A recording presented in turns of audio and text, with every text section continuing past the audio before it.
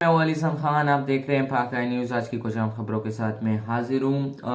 बात करते हैं सियासी खबरें हमारे साथ जमा हुई हैं। एक इंटरनेशनल खबर भी है बांग्लादेश के हवाले से कि जो मारूफ पॉलिटिशियन हादी जो हैं, बांग्लादेश के मारूफ पॉलिटिशियन है हादी, उन्हें जो है कल उन्हें 2 दिन पहले कत्ल कर दिया गया था, जिसकी वजह से आज उनकी नमाज जनाजा भी थी। उसके बारे में बात करते हैं। वीडियो को शुरू करते हैं बगैर टाइम ज़ाया किए।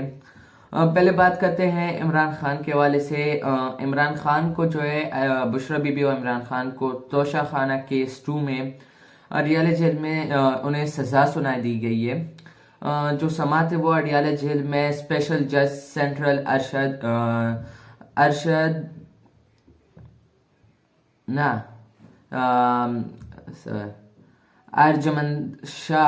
अर्जमंद शाह ने इमरान खान और बुशरा बीबी को 17 साल कैद की सजा सुनाई। इमरान खान को दफा 409 के तहत 10 साल और एंटी करप्शन व रिश्वत सतानी एक्ट के तहत 7 साल की सजा सुनाई। दोनों पर 16 करोड़ 42,56,500 रुपये फी कस जुर्माना भी आयद किया गया। जुर्माना अदा न करने की सूरत में मजीद 6 माह कैद भुगतनी होगी। अदालत ने तहरीरी फैसला में कहा गया कि अपना केस साबित करने में कामयाब ना रहा। इस्तिगासा अपना केस साबित करने में कामयाब ना रहा और दोनों मुल्ज़िमान कसूरवार पाए गए। हिरासत के दौरान पहले से गुजारा किया गया वक्त इनके कुल सज़ा में शुमार किया जाएगा। ये इसका मतलब है हिरासत के दौरान पहले से गुजारा गया जो पहले से अरेस्ट है वो जो सज़ा सुनाई है इसमें ये शामिल होगा। ये खबर जो है ये सुनाई गई थी। इससे पहले तवक्का थी कि ये नहीं हो सकेगा, समात नहीं हो सकेगी। बहुत से जर्नलिस्ट ने इससे पहले खबर दी थी कि हो सकता है कि समात ना हो अडियाला जेल में, लेकिन समात हो गई। उसके बाद केस की सजा भी हो गई, 17 साल की सजा सुनाई गई। नेब ने इमरान खान और बुशरा बीबी को 13 जुलाई 2024 को तोशाखाना केस 2 में अडियाला जेल से गिरफ्तार किया था। वो 37 दिन तक नेब की तहवील में रहे थे। FIA ने एंटी करप्शन एक्ट के दफा 5 और PPC के दफा 409 शामिल की, जिसमें 14 साल से लेकर उम्र कैद और अवामी ओहदे के लिए नाअहली तक की सजा हो सकती है। केस का ट्रायल 16 सितंबर 2024 को शुरू हुआ और तकरीबन 1 साल तक जारी रहा। बुशरा बीबी को इस्लामाबाद हाई कोर्ट ने 23 अक्टूबर 2024 को जमानत दी और वो 24 अक्टूबर को रिहा हुई, जबकि इमरान खान की जमानत 20 नवंबर 2024 को मंजूर हुई। इल्जामात उन पे जो लगाए गए थे, जोड़े पर इल्जामात ताकि इन्होंने 2021 में सऊदी अरब के दौरे के दौरान मिलने वाले बताहरी ज्वेलरी सेट तोशाखाना में जमा नहीं कराया। इस सेट में ब्रेसलेट, अंगूठी, कान की बालियां और हार शामिल थे, जिनमें गुलाबी हीरे और मोती जड़े हुए थे। इल्ज़ाम है कि इमरान खान और बुशरा बीबी ने अपने इख्तियारात का गलत इस्तेमाल करते हुए 7 करोड़ रुपए से ज़ायद मालियत के सेट की कीमत एक निजी फर्म से सिर्फ 90 लाख लगवाई और तोशाखाना कवानीन के मुताबिक 2 करोड़ 90 लाख रुपए अदा किए। FIA ने वजारत खारजा और इटली की बलागारी कंपनी के शवाहिद पेश किए, जिनसे साबित हुआ कि सेट की असल कीमत 7 करोड़ 15 लाख रुपए से जायद थी।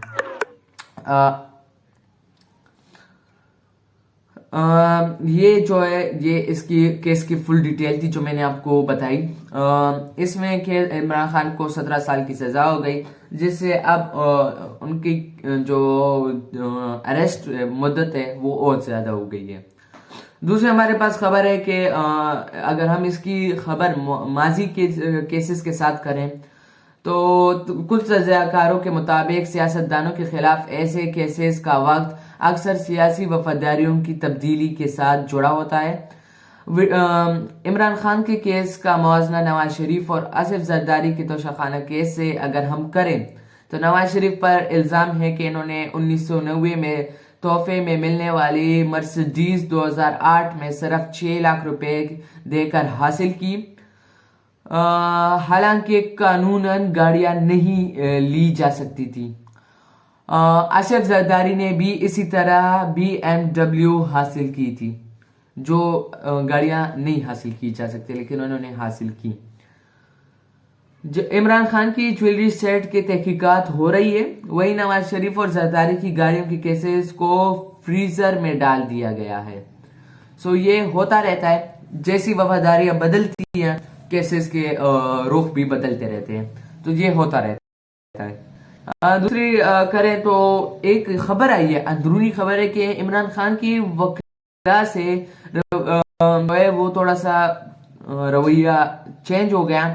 صحافی محسن بیگ اور شبیر ڈار کے مطابق عمران خان اپنے وکیل ارشد تبریز پر غصہ ہوئے کیونکہ انہوں نے عدالت میں حاضری لگا کر کارروائی کا حصہ بننے کی کوشش کی۔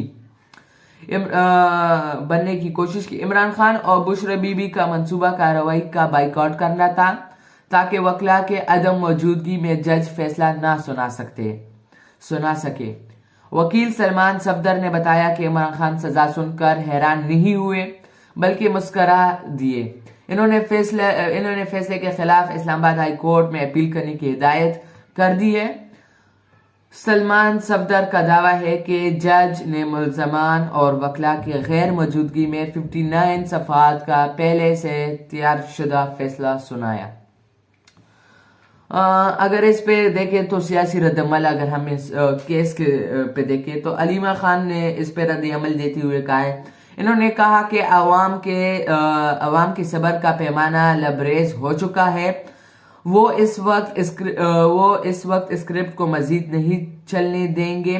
انہوں نے جسمانی تشدد کے الزامات بھی لگائے۔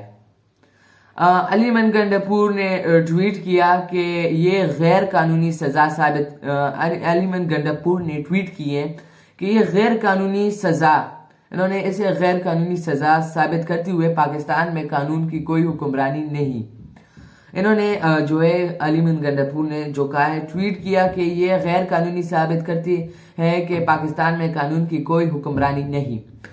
سلمان اکرم راجہ جو اس پہ رد عمل تھا، انہوں نے کہا کہ عمران خان کا پیغام پہنچایا کہ وہ پیچھے نہیں ہٹیں گے، یا تو قوم کے لیے آزادی حاصل کریں گے یا شہادات کو گلے لگائیں گے۔ انہوں نے بشرا بی بی کو نشانہ بنانے پر افسوس کا اظہار کیا۔ مدھی اللہ جان نے اس پہ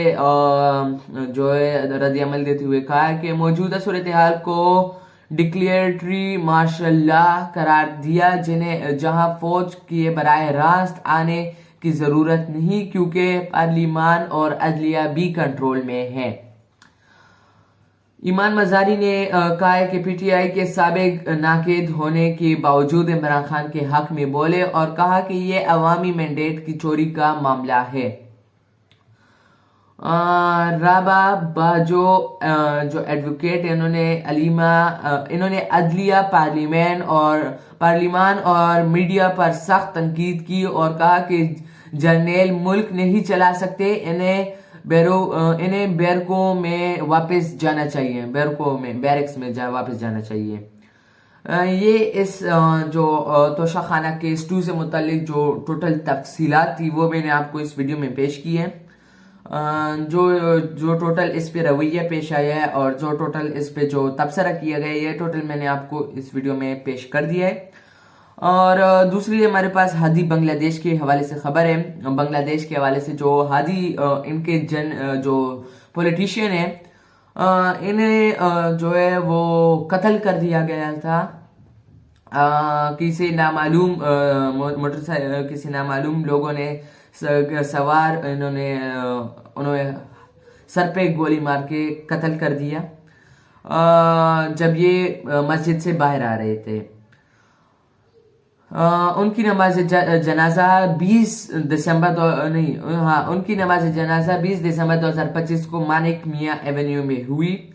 انہیں ڈھاکہ یونیورسٹی کیمپس جو ہے اس میں دفنایا گیا، جو نیشنل پوئٹ قاضی نظرم الاسلام کے نیکسٹ یہ کیمپس ہے۔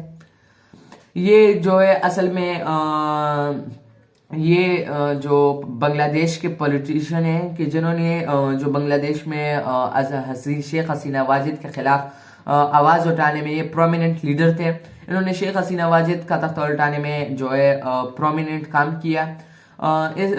جو اس کے بعد جو ہے بنگلہ دیش کی صورتحال بہت زیادہ سخت بگڑ گئے، اتنے سخت بگڑ گئے کہ جو انڈین جو ایمبیسی ہے، انڈین اسسٹنٹ ہائی کمیشن ہے، انہیں ان کے گھر پہ پتھراؤ کیا گیا، ان کے گھر کو جلا دیا گیا، انہیں مطلب گرا دیا گیا ان کے گھر کو، اور کیونکہ ان کی جو قتل کا الزام ہے وہ انڈین را کے خلاف لگایا گیا کہ انڈین را نے کیا یہ، تو اس کی وجہ سے ان پہ یہ کیا گیا۔ بنگلہ دیش میں صورتحال بہت خراب ہو گئے۔